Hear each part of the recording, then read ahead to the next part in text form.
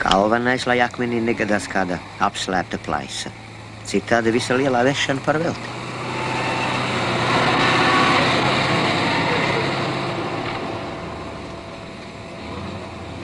Strādāšana un naudas pelnīšana nav nekāds grēks.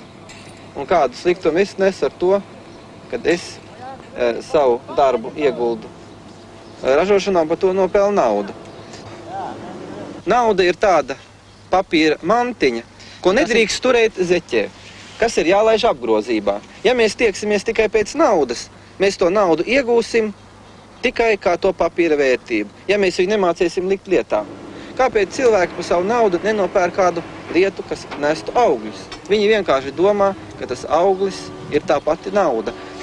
Man veicās tāpēc, ka es esmu Dievam lūdzis kaut kādu zinām laiku, lai viņš man palīdz izsisties dzīvē uz zaļa zara. Varbūt tas nav pareizi, varbūt, bet lūgt un lūgt, tas ir ļoti labi, un Dievs pats aicina lūdziet, un jums tiks dots, klauvējiet, un jums tiks atvērts. Un es to visu gribu, un es to visu dabonu. Es neuzskatu, ka tas ir mans nopelns, es pat vairāk domāju, ka tas ir Dieva nopelns, ka man viss tas ir dots. Un es ar to lepojos, un es arī nebaidos no tā, ko domās citi cilvēki, lai viņi redz.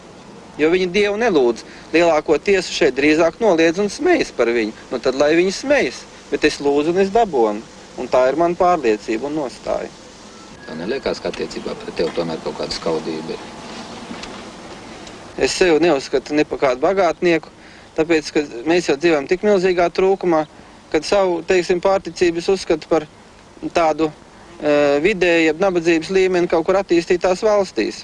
Un tāpēc, es domāju, ja man kāds apskauž, tad viņi ir muļķi. Viņiem vajadzēja vienkārši tiekties uz to pašu, lai viņi arī dzīvot labi. Tāpēc, kad netiekties ne uz ko un būt šajā līmenī, nozīmē dzīvot mūsu gadsimta akmens laikmetā un pakļauties tam mūsu regresam, kādā mēs pašreiz atrodamies.